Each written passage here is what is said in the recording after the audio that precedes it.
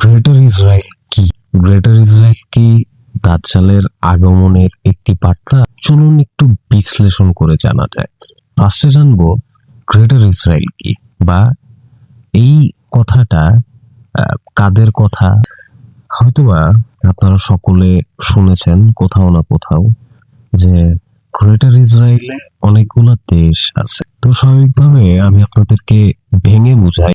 Greater ইসরায়েলের মধ্যে বিশেষত কয়েকটি দেশ আছে, সেটা ইহুদি যে স্কলার গুলো আছে তারা মনে করে। সেটা হচ্ছে first Palestine, Gaza, West bank আছে, লেবানন, জর্ডান, সিরিয়া এর কিছু অংশ আছে। সবটুকু মিলে তারা মনে করে সেটা তাদের ভূমি। এই ইসরায়েলিদের ইতিহাস 3,000 থেকে 4,000 বছরের পুরনো ইতিহাস। গ্রেটার ইসরায়েল আসলে এমন একটি ধারণা যেখানে বলা হয় আধুনিক ইসরায়েল রাষ্ট্রের সীমানা ঐতিহাসিক বা ধর্মীয় দাবির ভিত্তিতে আরো বড় হবে।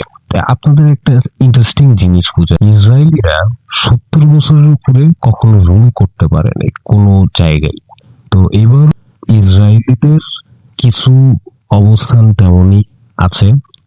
আমার মুস্তফা নবী বলে গেছে যে ইমাম মাহদী আসবে, দাজ্জাল, পৃথিবীতে দাজ্জালের আগমন ঘটবে। দাজ্জাল একটা সেই ফিতনা থেকে বাঁচার জন্য প্রত্যেকজনের ঈমান শক্ত রাখতে হবে।